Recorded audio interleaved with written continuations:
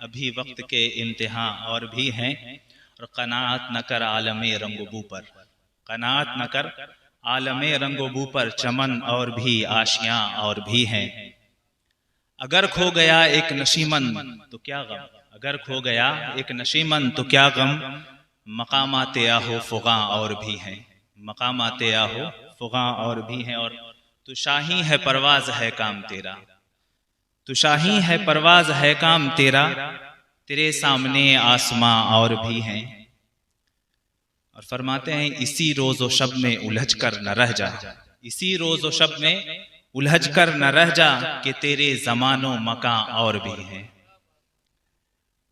और फरमाते हैं कि गए दिन के तन्हा था मैं अंजुमन में, गए दिन के तन्हा था मैं अंजुमन में, यहां अब मेरे राज़दां और भी हैं, यहां अब मेरे राज़दां और भी हैं। बहुत ही शरफ का मकाम है कि अपने असातिज़ा इकराम की सरपरस्ती में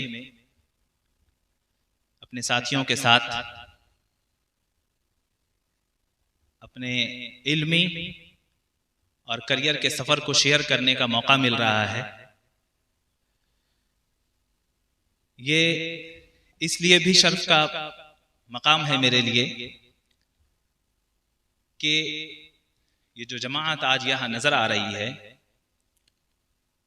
यकीनन इनके अंदर वो पोटेंशियल है कि जो फ्यूचर में मुल्क व मिल्लत में रहनुमाई, उसके डेवलपमेंट में नुमाया किरदार, नुमाया रोल प्ले करने की सलाहियत रखती हैं, जिनके बारे में इकबाल कहते हैं कि नहीं मायूस है इकबाल अपनी किश्ते वीरा से, नहीं मायूस है नहीं ना उम्मीद है इकबाल अपनी किश्ते वीरा से, जरा नम हो तो ये मिट्टी बड़ी जरखेज है साकी, जरा नम हो तो ये मिट्टी बड़ी जरखेज है साकी। और आज के का जो मौजू है मेरे लिए बहुत ही खूबसूरत और बहुत ही इम्पोर्टेंट मौजू है, यानी हुकूमती सतह पर तलबे मदारिस की हिस्सेदारी के इम्कानात क्या क्या हैं। मैंने इसको ऑर्गेनाइजर्स से डिस्कस किया और मैंने ये समझने की कोशिश की कि क्या एक्सपेक्ट किया जा रहा है, क्या उम्मीद किया जा रहा है कि इस तरह के मौजू पे खिताब की ज़रूरत महसूस की जा रही है। जाहिर है मौजू से जो समझ में आ रहा है वो यही है कि क्या तलबे मदारिस भी हुकूमती सतह पे कुछ रोल प्ले कर सकते हैं, क्या तलबे मदारिस भी हुकूमत के आला ओहदों पे अपनी खिदमत अंजाम दे सकते हैं, क्या तलबे मदारिस दूसरे स्टूडेंट्स की तरह हिंदुस्तान के मुख्तलिफ एग्जाम्स में हिस्सा ले सकते हैं और डिफरेंट जॉब्स में अपना करियर बना सकते हैं। तो इसके ऊपर बात करने से पहले मैंने अपनी इस मौजू को कुछ हिस्सों में तकसीम किया है। सबसे पहले मैं बात करना चाहता हूं कि मुझे खिताब का बहुत ज़्यादा एक्सपीरियंस नहीं है, इसलिए बहुत ही टू द पॉइंट बात करूंगा और आपसे तवज्जो चाहूँगा, टू द पॉइंट बात करूंगा और आपसे तवज्जो चाहूँगा कि आपसे बात करने का मकसद ये है कि आपके जहन में अगर किसी तरह का कोई कंफ्यूजन है, अगर किसी तरह की कोई ख्वाहिश है, तो उसका किसी हद तक जवाब दे सकूं, उसको किसी हद तक क्लियर कर सकूं। इसलिए बहुत ही टू द पॉइंट बात करूंगा। मदरसा के स्टूडेंट्स कौन हैं? सबसे पहला क्वेश्चन यही होता है कि who is a Madrasa student, and हमने इसको कैटेगराइज क्यों किया अलग से, मतलब हमने सिर्फ स्टूडेंट्स क्यों नहीं कहा, why do we call them a madrasa students. हम अलग से एक कैटेगरी क्यों डेवलप कर रहे हैं कि मदरसा स्टूडेंट्स, तो देयर शुड बी समथिंग जो ऐसा है इनके अंदर जो दूसरों के अंदर नहीं है, तभी इनको हमने अलग किया है। या कुछ इनके अंदर ऐसा नहीं है जो दूसरों के अंदर है, तो इस चीज को समझने की जरूरत है। देख, टू द पॉइंट बात करूंगा और आपसे तवज्जो चाहूंगा कि आपसे बात करने का मकसद ये है कि आपके जहन में अगर किसी तरह का कोई कंफ्यूजन है, अगर किसी तरह की कोई ख्वाहिश है, तो उसका किसी हद तक जवाब दे सकूं, उसको किसी हद तक क्लियर कर सकूं, इसलिए बहुत ही टू द पॉइंट बात करूंगा। मदरसा के स्टूडेंट्स कौन हैं? सबसे पहला क्वेश्चन यही होता है कि who is a Madrasa student, and हमने इसको कैटेगराइज क्यों किया अलग से, मतलब हमने सिर्फ स्टूडेंट्स क्यों नहीं कहा, why do we call them a madrasa students, हम अलग से एक कैटेगरी क्यों डेवलप कर रहे हैं कि मदरसा स्टूडेंट्स, तो देयर शुड बी समथिंग जो ऐसा है इनके अंदर जो दूसरों के अंदर नहीं है, तभी इनको हमने अलग किया है। या कुछ इनके अंदर ऐसा नहीं है जो दूसरों के अंदर है, तो इस चीज को समझने की जरूरत है। देखिए, अगर हम स्टूडेंट्स को कैटेगराइज करें तो generally primary, secondary, higher studies में हम कैटेगराइज करते हैं। ये प्राइमरी स्टूडेंट्स हैं, ये सेकेंडरी स्टूडेंट्स हैं, ये हायर एजुकेशन में जाने वाले हायर एजुकेशन के रिसर्च स्कॉलर हैं, अंडर ग्रेड्स हैं, पोस्ट ग्रेड्स हैं। तो मैं कुछ कंसेप्ट क्लियर करना चाहता हूं कि एक आम स्टूडेंट्स में और एक मदरसा के स्टूडेंट्स में कोई खास डिफरेंस नहीं है, सिवाय इसके कि हमारा स्पेशलाइजेशन दीन, शरीयत और अपने मजहब पर है, इस्लाम पर है। किसी और का specialisation science, maths, physics, accounts, इन चीजों में है। उसमें भी अगर हम इब्तिदाई मरहले में देखें तो हम वो सारे उलूम हासिल कर रहे हैं जो दूसरे स्टूडेंट्स हासिल कर रहे हैं। फॉर एग्जाम्पल, अगर हम करिकुलम उठाकर देखें स्कूल का, अच्छे अच्छे स्कूल का, यानी कि जो हमारे मुल्क के बेहतरीन प्राइवेट स्कूल्स हैं, उनका अगर हम सिलेबस उठाकर देखें तो उनको कम से कम 3 लैंग्वेजेस पढ़ाई जाती हैं, जिसमें 2 लैंग्वेज इंडियन है, एक तो हिंदी और इंग्लिश। उसके अलावा फॉरेन लैंग्वेज भी उनको पढ़ाई जाती है, या तो अरबिक ऑप्शन होता है, या आप अरबिक सेलेक्ट कर लें, या आप जर्मन पढ़ें, या आप फ्रेंच पढ़ लें, या आप चाइनीज पढ़ें, आप रशियन पढ़ें। इंग्लिश हम पढ़ते हैं, हिंदी भी हम पढ़ते हैं, एक्स्ट्रा में हम उर्दू भी पढ़ते हैं, और एक फॉरेन लैंग्वेज हम अरबिक भी पढ़ते हैं, बल्कि हम तो फारसी भी पढ़ते हैं। तो लैंग्वेज के एतबार से हम बिल्कुल एकदम अप टू द मार्क हैं, बल्कि कुछ कुछ हम अपर हैंड रख रहे हैं। दूसरी चीज जो है वो है सोशल साइंस और साइंस पढ़ाया जाता है प्राइमरी और सेकेंडरी लेवल पे। हम भी सोशल साइंस और साइंस पढ़ रहे हैं, उतना स्पेशलाइज करके नहीं पढ़ रहे हैं जितने के दूसरे स्टूडेंट्स पढ़ रहे हैं। हमारे मुताले में साइंस और सोशल साइंस की किताबें हैं, तो हम किसी हद तक उनसे इंट्रोड्यूस्ड हैं।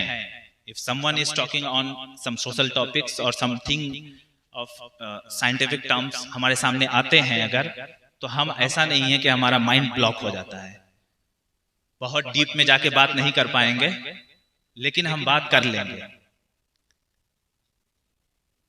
तो हम क्या पढ़ते हैं? तो हम उसकी जगह पे पढ़ते हैं हिकमत, फलसफा, मंतिक, फिक़ा, उसूल फिक़ा, हदीस, तफसीर, ये चीजें हम पढ़ते हैं। इसके सामने में जो हमारे नॉर्मल या जो अदर ग्रुप ऑफ स्टूडेंट्स हैं, वो science, maths, accounts, social science ये पढ़ते हैं। लेकिन अगर हदीस, फिक़ा, मंतिक, तफसीर, इन चीजों पे अगर हम बात उनसे करें तो उनका माइंड ब्लॉक हो जाएगा, वो जरा भी नहीं समझ पाएंगे, वो फॉलो ही नहीं कर पाएंगे क्या बात कर रहे हो, क्योंकि उन्होंने पढ़ा ही नहीं है। यहां भी हम बराबर में तो कम से कम है, तो किसी तरह से मदरसे का एक तालिब इल्म दूसरे तालिब इल्म से किसी भी तरह से अभी तक तो। दूसरा एक डिफरेंस होता है लाइफ स्टाइल में। लाइफ स्टाइल में बहुत सारी चीजें आती हैं, हमारी जाहिरी अपीयरेंस कि हम कैसे दिखते हैं। मदरसे के तालिब इल्म को देख के बता देते हैं भाई ये मदरसे वाले हैं, दाढ़ी रखा हुआ है, टोपी रखा हुआ है, शरीयत की पाबंदी है, मदरसे वाले हैं। एक अपीयरेंस में होता है। दूसरा एक एटीट्यूड में होता है कि आपके अखलाक कैसे हैं, आपका बिहेवियर कैसा है, आप समाज में जब लोगों से इंटरेक्ट कर रहे हैं या आप अपने बुजुर्गों से, अपने असातिज़ा से, अपने फैमिली वालों से इंटरेक्ट कर रहे हैं तो आपका एटीट्यूड, आपके अखलाक कैसे हैं। ये चीज भी हम अगर इसमें देखें तो अल्हम्दुलिल्लाह हमारा एटीट्यूड जो है वो बेस होता है दीनी तर्ज अमल पर और शरीयत के ऊपर। तीसरी चीज जो होती है वो है इंटेलिजेंस, के इंटेलिजेंस का लेवल क्या है।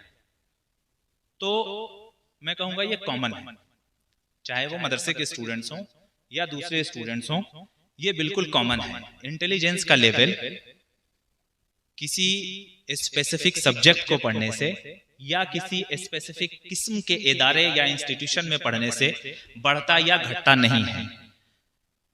हर इदारे में कुछ बहुत ही ज़हीन तलबा होते हैं, कुछ औसत दर्जे के होते हैं और कुछ पुअर होते हैं। और ये ऐसा नहीं है कि सिर्फ स्कूल में होते हैं, मदरसे में नहीं होते। मदरसे में भी होते हैं, स्कूल में भी होते हैं, कॉलेजेस में भी होते हैं, यूनिवर्सिटीज में भी होते हैं। ये कैटेगराइजेशन आपको हर जगह मिलेगी। तो ये एक कॉमन फीचर है, irrespective of you are coming from मदरसा या you are coming from a school और एनी यूनिवर्सिटी और कॉलेज। तो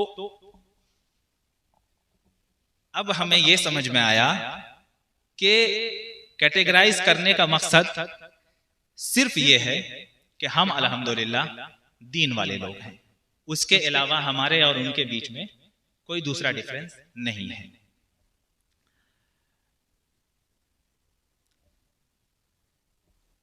अब हम बात करेंगे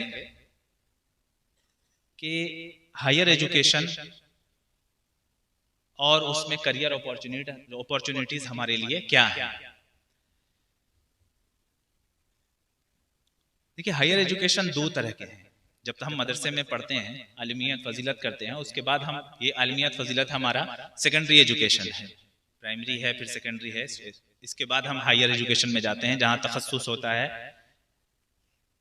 तो उसमें हमारे पास दो रास्ते होते हैं जहां तक मैं समझ पाता हूं। या तो हम दीनी उलूम में स्पेशलाइज करें, हदीस में, फिक़ह में, तफसीर में हम और मजीद जो है उबूर हासिल करें, या फिर हम दुनियावी उलूम में हायर स्टडीज में जाएं, कॉलेजेस में जाएं, यूनिवर्सिटीज में पढ़ें। तो दुनियावी दीनी उलूम के ऊपर मैं गुफ्तगू नहीं करूंगा। जो दुनियावी उलूम हैं उनको फिर हम लोग जब हायर स्टडीज में जाते हैं तो खास तौर से माशियत के ताल्लुक से हम कैटेगराइज करेंगे, इसको अलग अलग कैटेगरी में रखेंगे। तो हम देखेंगे कि जॉब अपॉर्चुनिटीज कहाँ हैं अगर हम हायर एजुकेशन में जा रहे हैं। तो पैरेलली मैं बात करूंगा कि जिस तरह की जॉब अपॉर्चुनिटीज हैं उसके क्या रिक्वायरमेंट हैं और पैरेलली हमें उसके लिए क्या पढ़ने की जरूरत है। फॉर एग्जाम्पल, अगर हम देखें तो या तो हम प्राइवेट सेक्टर में जा सकते हैं या गवर्नमेंट सेक्टर में जा सकते हैं, यानी सरकारी नौकरी में, या फिर हम प्राइवेट नौकरी में जाएंगे। प्राइवेट सेक्टर में अगर हम जा रहे हैं तो हमारे पास अपॉर्चुनिटीज हैं, एमएनसीज हैं, मल्टीनेशनल कंपनीज हैं, लैंग्वेजेस हैं, मैनेजमेंट है, मीडिया है, बहुत कुछ है, अपना बिजनेस है, बहुत कुछ है। मतलब सच में बहुत कुछ है, इसको हम काउंट नहीं कर सकते हैं। अगर हम गवर्नमेंट सेक्टर में जाएंगे तो 2-3-4 फील्ड्स हैं, जैसे कि एजुकेशन है। या तो हम एजुकेशन डिपार्टमेंट में जाएंगे तो एजुकेशन के भी मराहिल हैं। प्राइमरी एजुकेशन में जाएंगे, सेकेंडरी एजुकेशन में जाएंगे तो हम टीचर होंगे, हायर एजुकेशन में जाएंगे तो लेक्चरर या असिस्टेंट प्रोफेसर के लेवल पे हम एंट्री लेंगे। इस तरह से हम टेक्निकल सर्विसेज में जा सकते हैं, या हम मेडिकल में जा सकते हैं, डॉक्टर्स बनके, इंजीनियर्स बनके, आर्किटेक्चर्स बनके, या हम 3rd और 4th ग्रेड की जॉब्स पे जा सकते हैं, क्लर्कियल जॉब में या 4th ग्रेड की जॉब में, या फिर हम सिविल सर्विसेज या जुडिशियल सर्विसेज में भी जा सकते हैं, जहां IAS, IPS, IRS, IFS या जजेस या जो प्रोसिक्यूशन लॉयर्स होते हैं उनके लेवल पे हम एंट्री गवर्नमेंट सेक्टर में ले सकते हैं। इन सबको मैं डिटेल में अलग से थोड़ा बात करूंगा। अभी मैं बस एक खाका दे रहा हूं कि क्या क्या अपॉर्चुनिटीज हमारे सामने नजर आ सकती हैं। इन सब की जो एक कॉमन रिक्वायरमेंट होगी वो होगी क्वालिफिकेशन, अहलियत। किसी भी सेक्टर में जाने के लिए ऐसा नहीं है कि हमने चाहा और हम उसको हासिल कर लेंगे, उसके लिए हमें जरूरी अहलियत हासिल करनी होगी, क्वालिफिकेशन हासिल करनी होगी। फॉर एग्जाम्पल, अगर हम जज बनना चाहते हैं या हम लॉयर बनना चाहते हैं तो हमें एक डिग्री लॉ में करनी होगी, LLB। अगर हम डॉक्टर बनना चाहते हैं तो हमें BUMS या MBBS या BDS या BHMS जैसी डिग्री जो मेडिसिन से रिलेटेड है वो लेनी पड़ेगी, तभी हम प्रैक्टिस कर सकते हैं या गवर्नमेंट सेक्टर में भी हम ज्वाइन कर सकते हैं। इसी तरह से अगर हम किसी दूसरे फील्ड में, सिविल सर्विसेज में जाना चाहते हैं तो आपको ग्रेजुएशन करना है 45% मार्क्स के साथ। दूसरी इसकी रिक्वायरमेंट होगी स्पेशलाइज्ड नॉलेज। आज किसी भी लेवल पे एंट्री बहुत ही कॉम्पिटिटिव माहौल हो गया है। हर जगह पे एंट्री के लिए कंपटीशन के थ्रू, एग्जाम के थ्रू जाना पड़ेगा। उसके लिए उस फील्ड में जिसमें आप जाना चाहते हैं उसका स्पेशलाइज्ड नॉलेज होना जरूरी है, और वही स्पेशलाइज्ड नॉलेज हम डिग्री के थ्रू हासिल करते हैं। यानी अगर हम लॉ में जाना चाहते हैं तो LLB करके कानून की जो समझ जो है हम डेवलप करते हैं, कानून को पढ़ते हैं। मेडिकल में जाना चाहते हैं तो MBBS BUMS करके हम उलूम तिब पर जो है कुछ उबूर हासिल करते हैं। तो ये स्पेशलाइज्ड नॉलेज गेन करने की जरूरत भी है, यानी सिर्फ डिग्री से काम नहीं चलेगा, एग्जाम देना पड़ेगा और वहां परफॉर्म करना पड़ेगा, यानी कि हमारी सलाहियतों को सामने रखना पड़ेगा। तीसरी रिक्वायरमेंट है जो भी मैंने बताया कि एंट्री एग्जाम या इंटरव्यू या एग्जाम प्लस इंटरव्यू या मल्टी एग्जाम्स प्लस इंटरव्यू, यानी 2 बार एग्जाम फिर इंटरव्यू। फॉर एग्जांपल, अगर आप सिविल सर्विसेज में जाना चाह रहे हैं तो 2 एग्जाम प्लस इंटरव्यू, कहीं सिर्फ इंटरव्यू पे, कहीं कुछ मेरिट प्लस इंटरव्यू पे, लेकिन हर जगह आपका टेस्ट ऑफ नॉलेज जरूरी है और वो होगा। अब जो मैंने पहली रिक्वायरमेंट रखी कि क्वालिफिकेशन, तो क्वालिफिकेशन कहां से आएगा? अल्हम्दुलिल्लाह सुम्मा अल्हम्दुलिल्लाह कि अल-जामिअतुल अशरफिया से अगर हम फजीलत करते हैं या हम आलमियत करते हैं तो मुल्क की बेहतरीन सेंट्रल यूनिवर्सिटीज में हमारा एडमिशन, ये यहाँ की डिग्री का रिकॉग्नाइज्ड है, उसका इल्हाक है और हम एडमिशन ले सकते हैं। हमें किसी मजीद डिग्री की जरूरत नहीं पड़ेगी, एक्सेप्ट ये कि कुछ छोटे छोटे कॉलेजेस हैं, लेकिन जो मुल्क की बेहतरीन यूनिवर्सिटीज हैं, सेंट्रल यूनिवर्सिटीज हैं, जामिया, JNU, AMU, हमदर्द या बनारस हिंदू यूनिवर्सिटी या दिल्ली यूनिवर्सिटी जैसे कॉलेजेस में अगर हम एडमिशन लेना चाहते हैं तो हमारा मादर इल्मी हमें फुल्ली इक्विप करके भेज रहा है, हमारी डिग्री रिकॉग्नाइज्ड है अल्हम्दुलिल्लाह। बहुत सारे सब्जेक्ट्स में और जनरली आर्ट्स के सारे सब्जेक्ट्स में, लॉ में भी कहीं कहीं है, जैसे कि अलीगढ़ मुस्लिम यूनिवर्सिटी में 1 साल का ब्रिज कोर्स है जहां अल-जामिअतुल अशरफिया को रिकॉग्नाइज किया गया है। हम 1 साल वहां पढ़ते हैं तो वो हमें डिफरेंट अपनी चॉइस के हिसाब से एग्जाम की तैयारी भी करवाते हैं और फिर हमें टेक्निकल एजुकेशन में भी जाने की डिग्री अहलियत मिल जाती है, यानी डिप्लोमा वगैरह भी कर सकते हैं और लॉ के एंट्रेंस में भी बैठने की अहलियत हमारे पास आ जाती है। तो आर्ट्स के जनरल एग्जाम में यानी BA हम ऑलमोस्ट हर जगह से कर सकते हैं और कुछ कुछ जगहों से हम टेक्निकल और लॉ जैसी स्पेशलाइज्ड डिग्री भी हासिल कर सकते हैं on the basis of our degree from our alma mater Al-Jamiatul Ashrafiya. लेकिन सिर्फ डिग्री से नहीं होगा, यहां भी सिलेक्शन के लिए हमें एग्जाम के थ्रू से एग्जाम के थ्रू जो है उस प्रोसेस को पास करना होगा। एग्जाम होगा, एंट्रेंस एग्जाम होगा, और वो ये देख के नहीं होगा कि आप मदरसे से आ रहे हैं या आप एक मॉडर्न स्कूल से आ रहे हैं। वो एक नॉर्मल कैरिकुलम जो उनका है उसके हिसाब से होगा, और उसके रिक्वायरमेंट पूरा करना हमें करना पड़ेगा। उसमें जनरली एग्जाम्स जो होते हैं वो इंग्लिश लैंग्वेज के होते हैं, और बहुत ही बिगिनर्स टाइप के जनरल नॉलेज के क्वेश्चंस होते हैं। जनरल मेंटल एबिलिटीज यानी रीजनिंग के कुछ क्वेश्चंस होते हैं, बहुत ही नॉर्मल टाइप के, जिसकी थोड़ी सी प्रैक्टिस से हम उसको क्वालिफाई कर सकते हैं। इसी तरह से अगर हम एजुकेशन में जाना चाहते हैं और प्राइमरी लेवल पे या सेकेंडरी लेवल पे अगर हम एजुकेशन फील्ड में जाना, एजुकेशन डिपार्टमेंट में एज ए टीचर ज्वाइन करना चाहते हैं, तो हमें graduation plus BEd plus TET का एग्जाम क्वालिफाई करना पड़ेगा, या अपने स्टेट का या फिर सेंट्रल। टेट मतलब teacher eligibility test. Graduation plus BEd plus TET का एग्जाम। अगर हम हायर एजुकेशन में जाना चाहते हैं तो graduation plus post graduation plus NET का एग्जाम क्लियर करना पड़ेगा, यानी नेशनल एलिजिबिलिटी टेस्ट, जो हायर एजुकेशन में जाने के लिए एक कंपलसरी अहलियत है। इसी तरह से हम अगर टेक्निकल सर्विसेज में जाना चाहते हैं तो हमें डिप्लोमा या बीटेक या बीआर्क जैसी डिग्री हासिल करनी होगी। और अगर हम थर्ड ग्रेड या फोर्थ ग्रेड की क्लर्कियल लेवल की जॉब ज्वाइन करना चाहते हैं तो उनके भी अपने कुछ 12th लेवल पे हैं, कुछ की अहलियत ग्रेजुएशन है, तो ये सब फुलफिल करना हमारे लिए जरूरी है। अब हम थोड़ा और ऊपर आकर बात करते हैं।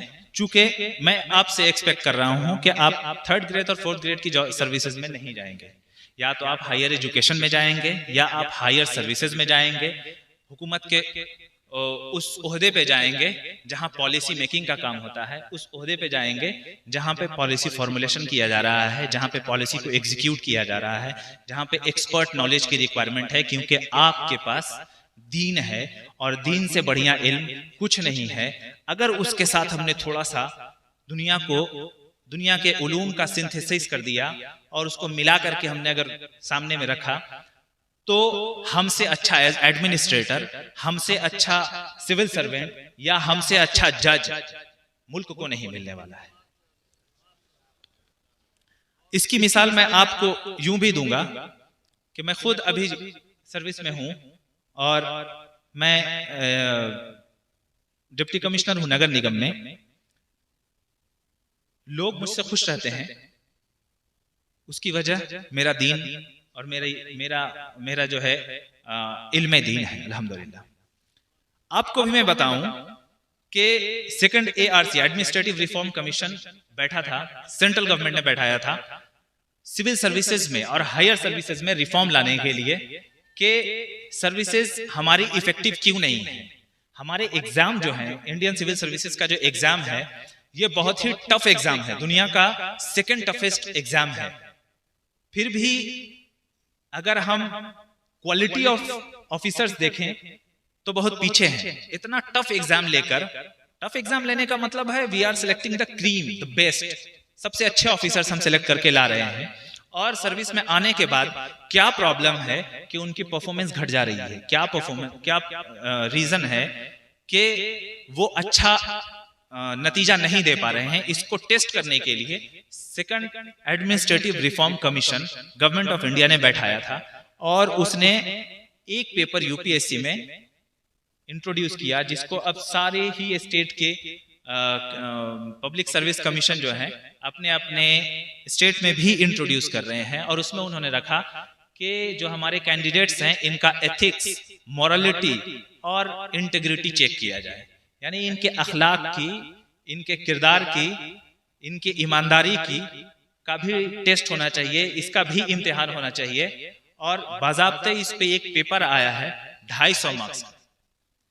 समझ लीजिए कि जो चीजें गवर्नमेंट इंट्रोड्यूस कर रही है वो सिखाने के लिए मजहब से अच्छा जरिया कुछ नहीं हो सकता, और वो चीज हमें मजहब सिखा कर भेजता है। तो एक पेपर तो तैयार है, एक पेपर हमारा तैयार है। ट्रस्ट मी, मैंने इस पेपर में बहुत कम मेहनत की है, क्योंकि कहते हैं कि आपकी जैसी जो एग्जाम बोर्ड में जो बैठते हैं, बोर्ड मेंबर्स जो होते हैं 4-5 लोग, वो इतने एक्सपर्ट होते हैं और इतना घुमा करके आपसे पूछेंगे कि आप वहां पे सुपरफिशियल या कुछ फेक नहीं बोल सकते हैं, जो अंदर है वो ऑटोमेटिकली निकल के आ जाएगा।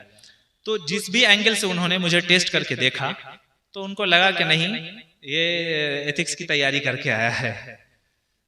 तो ये चीज सरकार चाहती है, गवर्नमेंट चाहती है कि हमारे ऑफिसर्स के अंदर एथिक्स और मोरालिटी हो, और वो एथिक्स और मोरालिटी हमें मजहब सबसे पहले सिखा देता है। तो हम एक अच्छा सिविल सर्वेंट, एक अच्छे जज या एक अच्छे हम कोई भी गवर्नमेंट ऑफिसर बनने की अहलियत रखते हैं, लेकिन इसकी रिक्वायरमेंट सिर्फ एथिक्स और मोरालिटी नहीं है। इसके अलावा और भी बहुत सारी चीजें हैं जिनको हासिल करने की जरूरत है, और इसमें घबराने की जरूरत बिल्कुल भी नहीं है कि हमने अब तक वो चीजें नहीं पढ़ी। 2009 का जो जमात साबिया का, गालिबन हैदर भाई की जमात थी, का जो प्रोग्राम था, उसमें प्रोफेसर अर्शी खान साहब department of political science, Aligarh Muslim university, speech दे रहे थे और मैं सुन रहा था उनकी सारी स्पीच में। उसमें मुझे दो चीजें याद हैं उस प्रोग्राम की, कि मैंने जो इंग्लिश स्पीच का जो मुसाबका हुआ था उसमें मैं सेकंड आया था, और दूसरी बात यह कि प्रोफेसर अर्शी खान साहब ने एक बात कही थी कि यार पढ़ाई करना सबसे आसान काम है, क्या करना है, किताब खोलना है, पढ़ लेना है, हथौड़ा थोड़े चलाना है, कुदाल थोड़े चलाना है, जमीन थोड़े खोदना है, बहुत बड़ा काम नहीं करना है, पसीना नहीं बहाना है, किताब खोलना है, कहीं भी बैठे रहो, लेटे रहो, उसको पढ़ लेना है। और ये बात वाकई बहुत आसान है पढ़ाई करना, बस उसके लिए पैशन यानी कि ख्वाहिश होने की जरूरत है, बिना ख्वाहिश के नहीं हो पाएगा। तो वाकई, और ये बात जहन में आ गई थी, उसी दिन समझ में आ गई थी कि नहीं, पढ़ाई करना वाकई बहुत आसान काम है। और ये है कि हमने अब तक जो चीजें नहीं पढ़ी है या हमने जो अब तक कम पढ़ा है, वो चीजें हम आगे पढ़ने के लिए हमें उसकी जरूरत आएगी, तो हम उसको कैसे टैकल करेंगे, मैं इस पे अभी आगे मैं बात करूंगा। उससे पहले मैं जरा सिविल सर्विसेज के स्ट्रक्चर को और जुडिशियल सर्विसेज के स्ट्रक्चर को समझा देना चाहता हूं। मैं ये सारी बातें इसलिए इतनी ओपन तरीके से रख रहा हूं कि आपके जहन में कोई इस तरह का गुमान न रहे कि हम तो मदरसे से हैं, हम तो अभी तक स्कूल नहीं गए हैं, हमारी इंग्लिश कमजोर है, हमारी साइंस कमजोर है, हम मैथ्स में अच्छे नहीं हैं, रीजनिंग मेरे पास नहीं है, मेरे फादर ने हमको कन्वेंट में नहीं पढ़ाया है, तो हम ये चीजें नहीं कर सकते हैं। बिल्कुल नहीं, ऐसा नहीं है। हम एज ए मदरसा स्टूडेंट हर वो सब्जेक्ट, हर उस करियर में अपना करियर, हर उस फील्ड में अपना करियर बना सकते हैं जिसको हम करना चाहते हैं। उसके पीछे रुकावट कुछ भी नहीं है, बस मेहनत थोड़ा सा ज्यादा है, लेकिन उसमें फायदा भी ज्यादा है। पूछिए कैसे? मैं जब JNU में गया और मैंने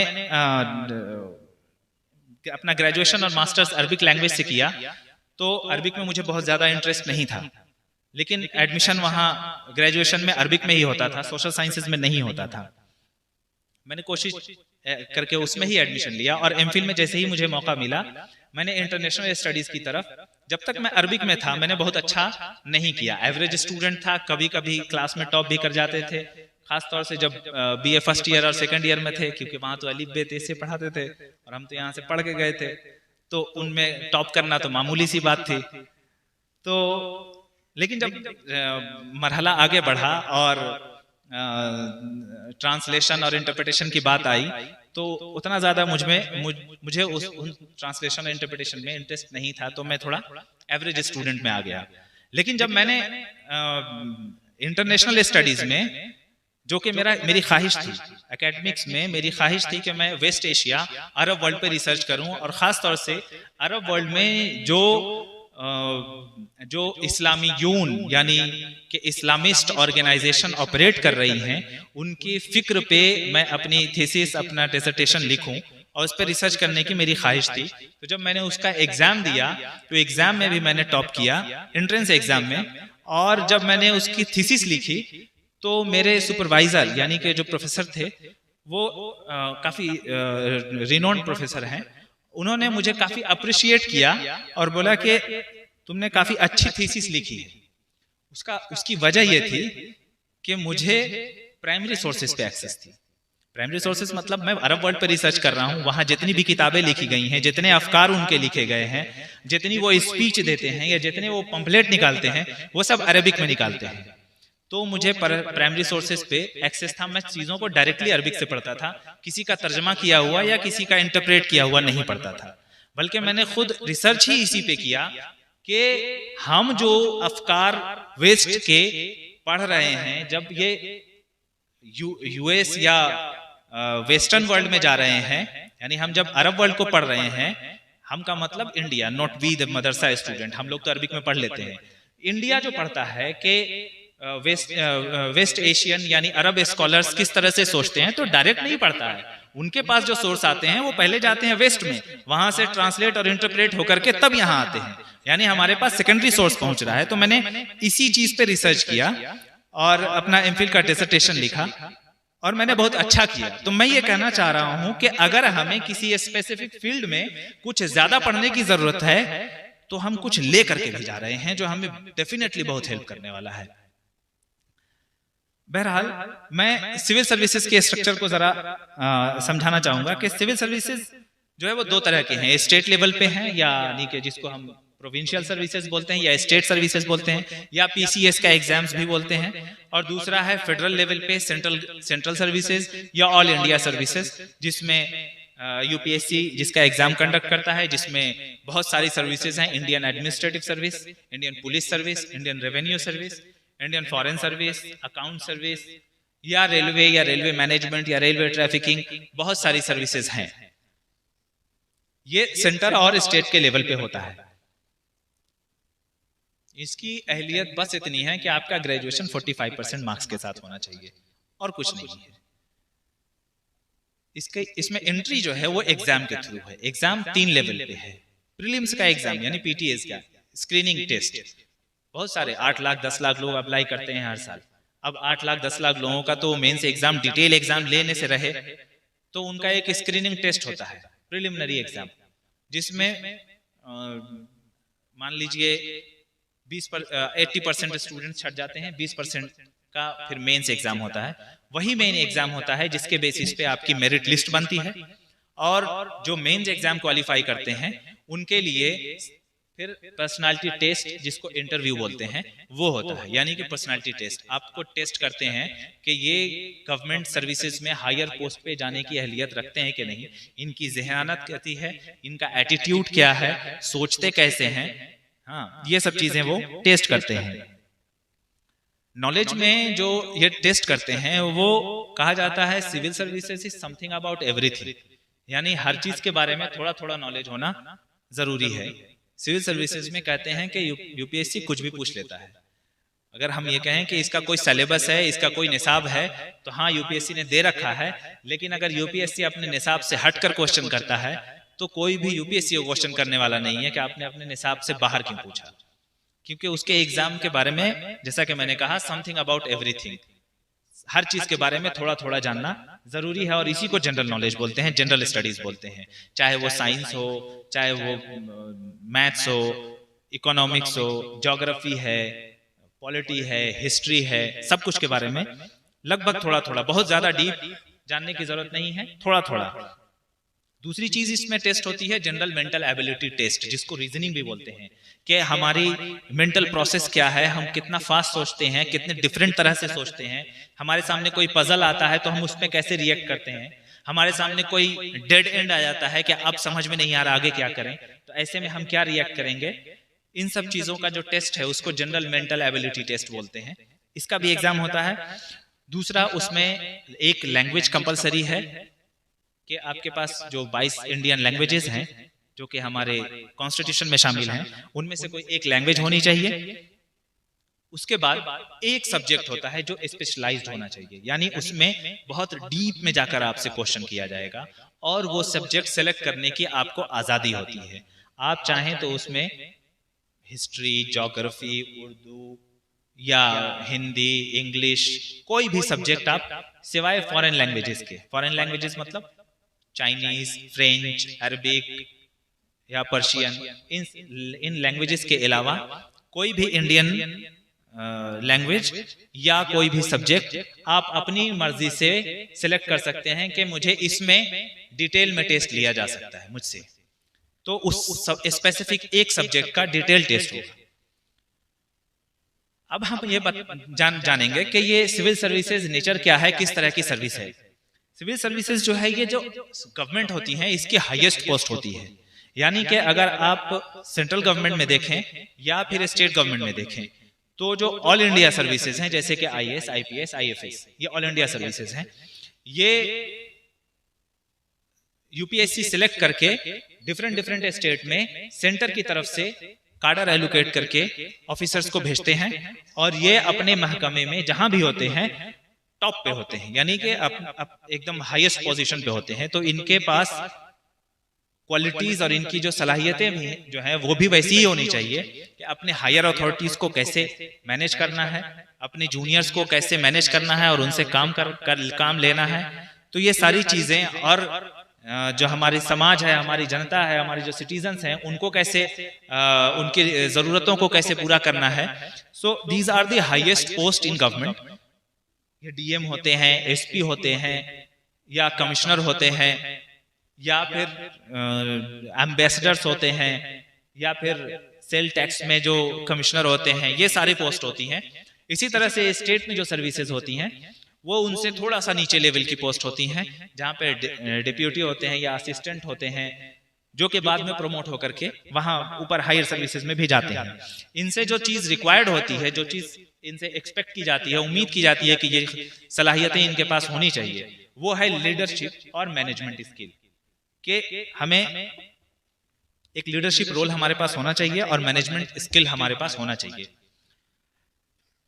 अब मैं थोड़ा इस चीज पर इस पॉइंट पे भी बात करूंगा कि what are the advantages in government services या चैलेंजेस इन गवर्नमेंट सर्विसेज। हम एक मदरसा स्टूडेंट हैं, अगर हम गवर्नमेंट सर्विसेज में जा रहे हैं, सरकारी नौकरी में जा रहे हैं, सिविल सर्विसेज में जा रहे हैं, जुडिशियल सर्विसेज में जा रहे हैं, जज बन रहे हैं या हम लॉयर बन रहे हैं, सरकारी वकील जिनको प्रोसिक्यूशन लॉयर्स बोलते हैं, तो हमारे लिए as a madrasa student challenges क्या क्या है कि हम क्या क्या प्रॉब्लम्स, क्या क्या ब्लॉक्स, क्या क्या चैलेंजेस हमारे सामने आएंगे। सबसे पहले है कि हमें फोकस और कंसिस्टेंसी की जरूरत है। Listen to me very carefully. आप ये देखें, मैं ये नहीं बोल रहा हूं कि हमारे सामने ये चैलेंज है कि हमने साइंस नहीं पढ़ा, ये चैलेंज नहीं है। इनफैक्ट ये चैलेंज नहीं है। हमने मैथ्स नहीं पढ़ा, ये चैलेंज नहीं है। नहीं पढ़ा है तो क्या हुआ, अब पढ़ लेंगे, अभी तो टाइम है, हमें तो कोई जल्दी है नहीं, हम अब पढ़ लेंगे। लेकिन चैलेंज जो है वो है फोकस, यानी कि हम कंसिस्टेंसी के साथ एक ही चीज पे फोकस करके पढ़ाई कर सकें, जरूरत के तहत अपने वक्त का इस्तेमाल करें, गैर जरूरी चीजों में अपने वक्त को बर्बाद ना करें, उससे फोकस खत्म होगा। कंसिस्टेंसी यानी रेगुलर हम पढ़ाई करते रहें। ऐसा नहीं है कि 2 दिन पढ़ा फिर 3 दिन गायब, फिर 4 दिन पढ़ा फिर 5 दिन गायब। कंसिस्टेंसी का मतलब है कि धीरे धीरे धीरे धीरे चलते रहेंगे, कछुए की चाल ही चलेंगे लेकिन चलते रहेंगे। That is consistency. दूसरी चीज है रोल मॉडल का होना और गाइडेंस का होना, बहुत जरूरी है। अगर if you don't know the destination, any road will guide to our destination. अगर हमें पता ही नहीं है कि हमें कहाँ जाना है तो फिर निकल लो और चलते रहो, मंजिल मिलेगी नहीं। दिन भर चलेंगे और रात को ये सोचकर खुश हो लेंगे कि हम तो आज दिन भर चले हैं, मेहनत किया है, लेकिन नतीजा कुछ भी नहीं होगा, क्योंकि मंजिल से करीब होना ही मकसद है और मंजिल ही नहीं पता है तो हम करीब कहां से होंगे। इसलिए मंजिल का होना जरूरी है और रोल मॉडल का होना जरूरी है कि मंजिल पर अगला कैसे पहुंचा है, और गाइडेंस का होना जरूरी है कि मेरी स्पेसिफिक कंडीशन और मेरी अपनी जरूरत और सलाहियतों को देखते हुए मेरे लिए क्या क्या रिक्वायरमेंट है उस टारगेट को हिट करने के लिए। जरूरी नहीं है कि एक आदमी की रिक्वायरमेंट एक ही हो सकता है कि किसी का निशाना बहुत अच्छा है लेकिन हाथ में ताकत नहीं है, तो उसको खाने की जरूरत है, फोकस करने की जरूरत नहीं है। उसका निशाना तो ठीक है लेकिन हाथ कांप रहा है, अगर वो खाएगा ताकत हो जाएगी, हाथ का अपना बंद हिट कर देगा टारगेट। लेकिन अगर हम यही सोचेंगे कि नहीं सबको बस फोकस करने की जरूरत है, तो वो कमजोर लोग कभी भी कामयाब नहीं हो पाएंगे। दैट इज कॉल्ड गाइडेंस, कि प्रॉपर स्पेसिफिक गाइडेंस होनी चाहिए और रोल मॉडल होना चाहिए कि अगले ने कैसे हिट किया था। तो अल्हम्दुलिल्लाह ये चीजें हमारे पास हैं। पेशेंस और परसिवरेंस, सब्र बहुत बड़ी चीज है। ऐसा नहीं है कि हम आज गए और कल लेके रिजल्ट आ गए। 2009 में मैं यहाँ से गया था, 2 साल मैंने रह करके जेएनयू की तैयारी की। जामिया हजरत निजामुद्दीन औलिया से मैंने तखस्सुस किया और उस दौरान मैंने जेएनयू की तैयारी की। जेएनयू बीए फर्स्ट ईयर में एडमिशन लेना is competing with any other students coming from DPS या कोई भी अच्छे अच्छे स्कूल्स जो हैं, ऐसे स्कूल्स से आने वाले स्टूडेंट्स के साथ कंपीट करना है। मी कमिंग फ्रॉम मदरसा, हम नहीं कर सकते थे। तो मैंने क्या किया, मैंने कहा आप रुको, let me prepare my self कि मैं आपके साथ आकर के कंपीट कर सकूं। तो मैंने 2 साल टाइम दिया, सिर्फ जेएनयू की तैयारी किया। उसके बाद जब एग्जाम में बैठे तो पार हो गए, अल्हम्दुलिल्लाह सिलेक्शन हो गया।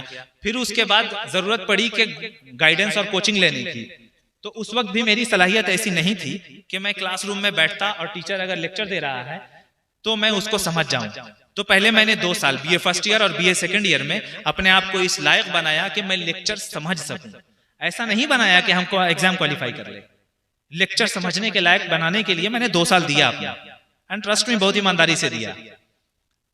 फिर जब एग्जाम लेक्चर समझने के लायक हुए, 3rd ईयर में मैंने कोचिंग ज्वाइन की और 1 साल पढ़ाई करके एग्जाम दिया, नहीं निकला। दूसरा बार एग्जाम दिया, नहीं निकला। तो मैंने तीसरी बार ब्रेक लिया कि अब एमए मेरा 2nd ईयर आ गया है, आगे मुझे अपनी हायर स्टडीज भी करनी है। उसके लिए मुझे अपनी कुछ माशी तौर पे भी अपने आप को स्टेबल करना है। और मैंने 1 साल गैप लेकर के जेआरएफ का एग्जाम क्वालिफाई किया और एमफिल में एडमिशन लिया, ताकि आगे मेरा एकेडमिक्स भी चलता रहे और पॉकेट खर्च भी अपना निकलता रहे।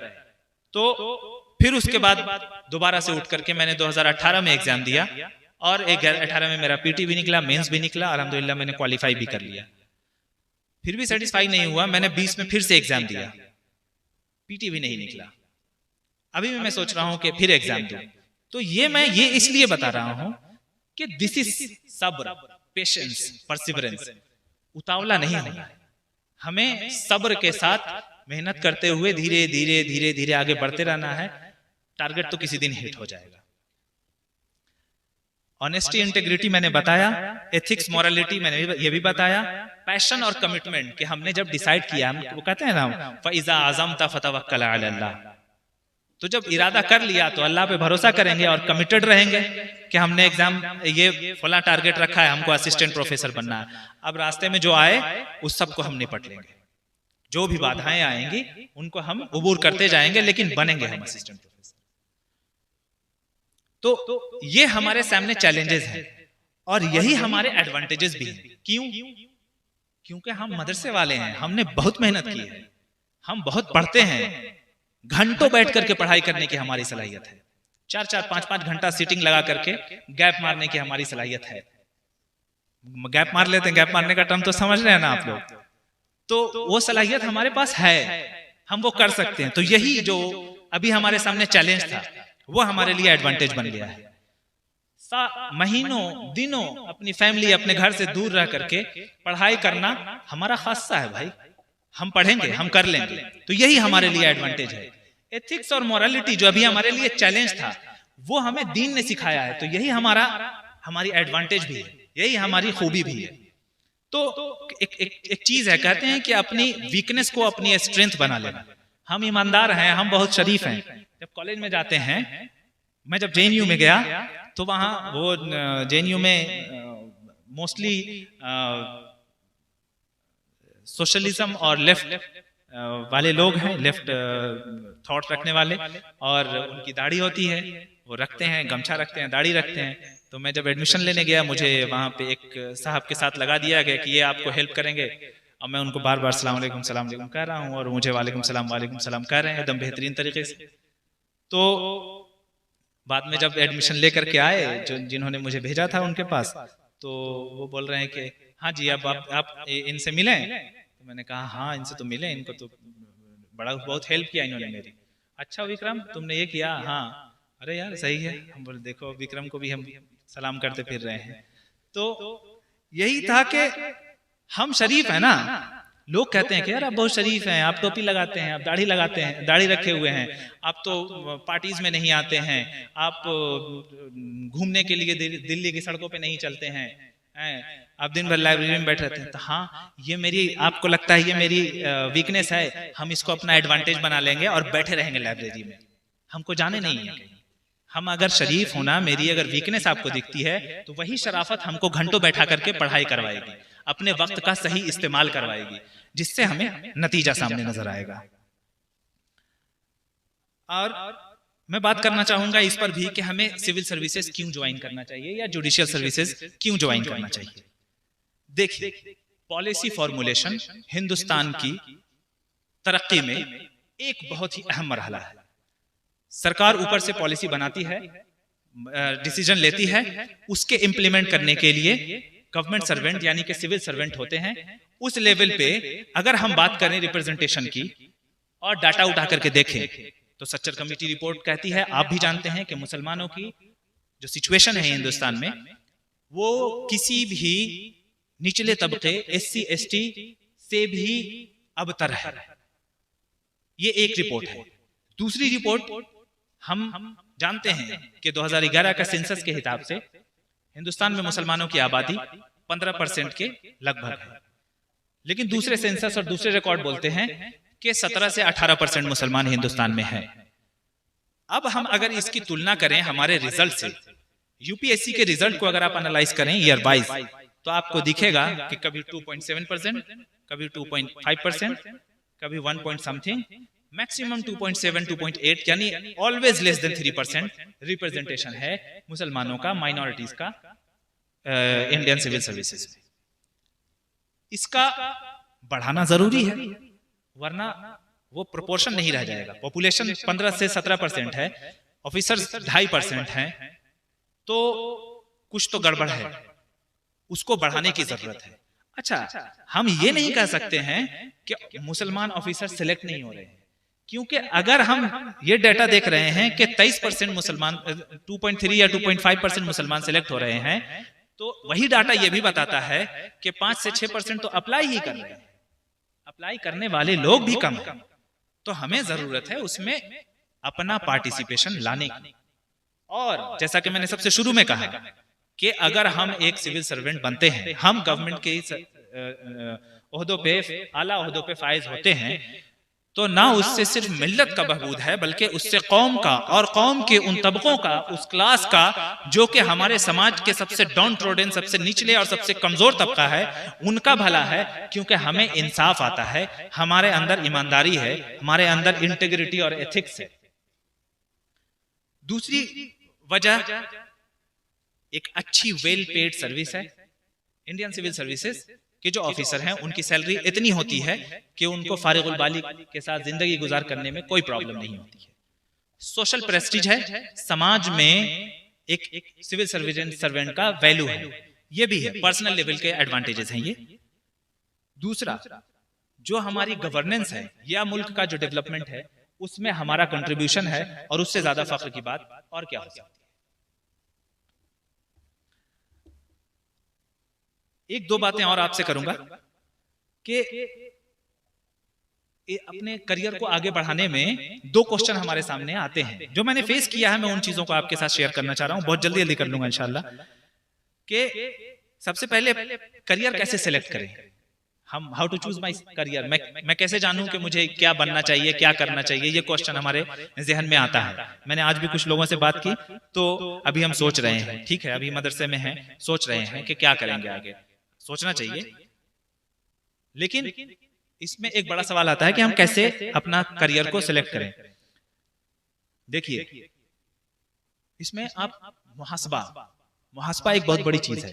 आप अपने आप का मुहासबा करें और अपने से 2 क्वेश्चन करें, आप क्या करना चाहते हैं। अब जब जवाब आवे कि हम ये करना चाहते हैं, तो पूछे क्यों करना चाहते हैं, तो आपको जवाब मिलेगा कि आप किस फील्ड में जाना चाहते हैं। फॉर एग्जाम्पल, मैंने जब सिविल सर्विसेज की तैयारी की, तो मैंने ये पूछा कि मैं क्या करना चाहता हूं, तो इतना फॉर्मली नहीं, ये तो मैंने अब डेवलप किया है, लेकिन एक तरह से इसी तरह की चीज थी कि मैं क्यों सिविल सर्विसेज करना चाहता हूं। तो मुझे लगा कि सिविल सर्विसेज सबसे हाईएस्ट जॉब है और मुझे चैलेंज कबूल है, मतलब मैं हाईएस्ट लेवल की नौकरी करना चाहता हूं और इसमें मुझे समाज में कुछ करने का मौका मिलेगा और मेरे पास इतनी सलाहियत, इतने पावर होंगे एज अ गवर्नमेंट सर्वेंट कि मैं समाज में उन लोगों के लिए कुछ कर पाऊंगा जिनके साथ में किसी हद तक किसी तरह का डिस्क्रिमिनेशन या उनका किसी तरह का शोषण किया जा रहा है। तो ये सारी चीजें थी why I choose civil services as my career. दूसरा क्वेश्चन जो हमारे सामने आता है कि पढ़ाई कैसे करें, पढ़ाई कैसे करें। इसमें हम कहेंगे कि प्रायोरिटी सेट करें, सबसे पहले प्लान बनाएं। मैंने कहा ना कि अगर पता नहीं है कि कहां जाना है तो हम कहीं भी चले जाएंगे और रात में सो जाएंगे कि हम तो दिन भर चले हैं। लेकिन अगर हम प्लान बना करके मूव करते हैं कि आज हमें ये चीजें करनी है, एक हफ्ते में ये करना है, 15 दिन में ये करना है, एक महीने में ये करना है, ये हमारे 6 महीने का प्लान है, ये हमारे 2 साल का प्लान है, और ये सारी चीजें लिख करके अगर हम उसको फॉलो करेंगे तो वो हमारी जिंदगी का प्रोग्राम बिल्कुल कामयाब होगा, बिल्कुल उसी तरह से जैसे कि आज के प्रोग्राम को कंडक्ट करने के लिए आपने एक प्लानिंग मीटिंग रखी और प्लानिंग किया, ये आप संभालेंगे, ये जिम्मेदारी आपकी होगी, इस दिन ये तक ये काम हो जाना चाहिए, इस दिन तक इनको इनवाइट कर लेना है, टेंट वाले को आप देख लीजिएगा, पानी चाय का आप देख लीजिएगा, ये सब प्लानिंग है। तो और सारी चीजें अपने वक्त पे अपने टाइम से होती गई। तो planning is very important in general हमारी लाइफ में, और एक स्टूडेंट के लिए तो बहुत ही इंपॉर्टेंट है कि हम प्लान करके लाइफ को आगे मूव करें। दूसरा, पढ़ाई कैसे करें। कभी बीच में ऐसा लगता है कि हम फ्रस्ट्रेट हो रहे हैं, थक रहे हैं पढ़ करके, तो वैसे में टारगेट नजर आएगा, टारगेट को देखेंगे और उस टारगेट को हिट करने के बाद जो नतीजा मिलने वाला है उस नतीजे को देखेंगे तो किसी हद तक हम रिवाइव हो जाएंगे और दोबारा से उठ करके चलने के लिए तैयार होंगे।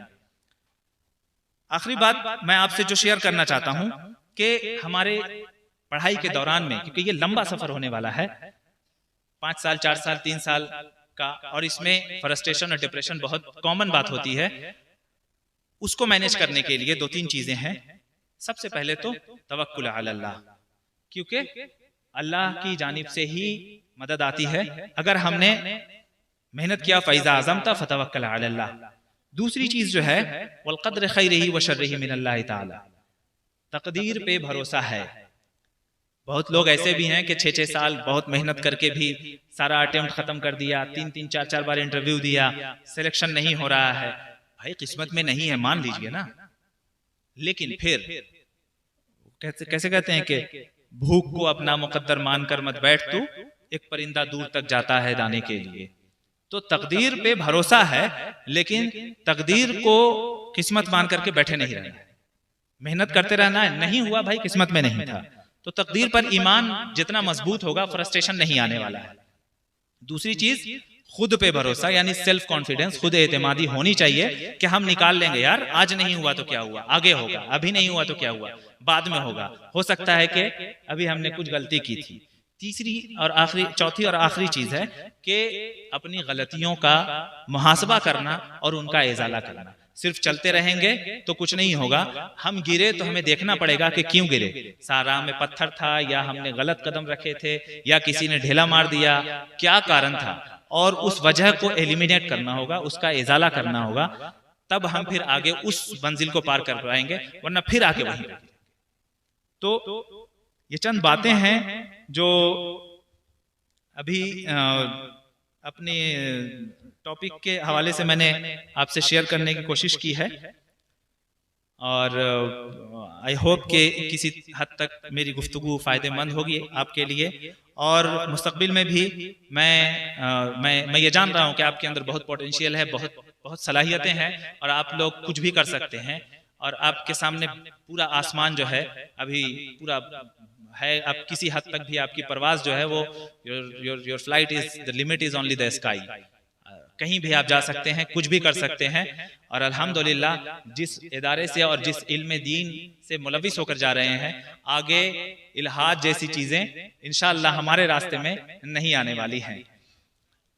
आखिरकार आपको अगर किसी तरह की कोई गाइडेंस की जरूरत पड़े अपने आगे के करियर में, तो भी आप हमसे बात कर सकते हैं। मेरा नंबर यहाँ के कुछ तलबा के पास है। इन्हीं चंद बातों के साथ और इस शेर के साथ मैं अपनी बात खत्म करूंगा कि दिगर गूं है जहां तारों की गर्दिश तेज है साकी, दिगर गूं है जहां तारों की गर्दिश तेज है साकी, दिले हर जर्रा में गुगाए रस्ता खेज है साकी।